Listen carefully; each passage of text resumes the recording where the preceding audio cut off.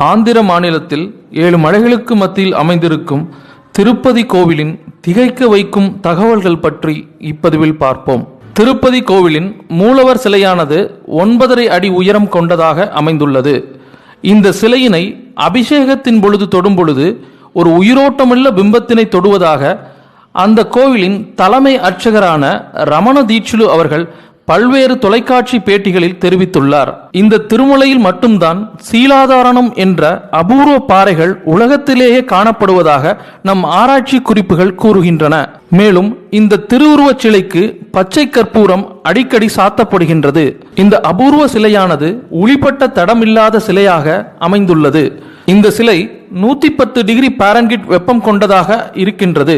அபிஷேகம் முடிந்தவுடன் வெப்பம் காரணமாக ஏழுமலையானுக்கு வியர்வை ஏற்படுகின்றது.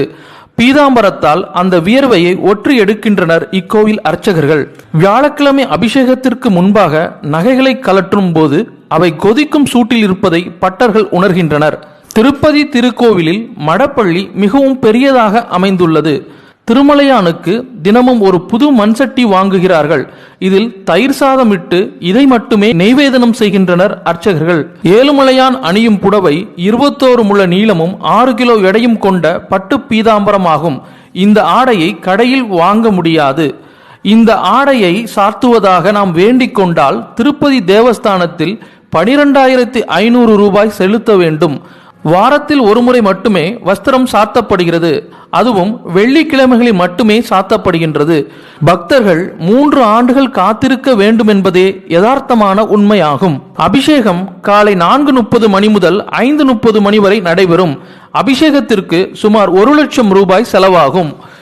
அபிஷேகத்திற்கு ஸ்பெயினிலிருந்து குங்குமப்பூவும், நேபாளத்திலிருந்து கஸ்தூரியும், சைனாவிலிருந்து புனுகும், பாரிஸிலிருந்து வாசனை திரவியங்களும், ஐரோப்பாவிலிருந்து ரோஜா மலர்களும், சீனாவிலிருந்து சீன சூடமும், அகில் மற்றும் சந்தனம் மற்றும் அம்பரும் வரவழைக்கப்படுகின்றது. ஏழுமலையானின் நகைகளின் மதிப்பு சுமார் 1000 கோடி ரூபாய் என கருதப்படுகின்றது. ஏழுமலையானின் சாலகிராம தங்க மாலை 12 கிலோ எடை கொண்டதாகும். இதை சாத்துவதற்கு 3 அர்ச்சகர்கள் தேவைப்படுகின்றனர். மேலும் சூரிய கடாரி 5 கிலோ எடையும், பாத கவசம் 375 கிலோ எடையும் கொண்டதாகும்.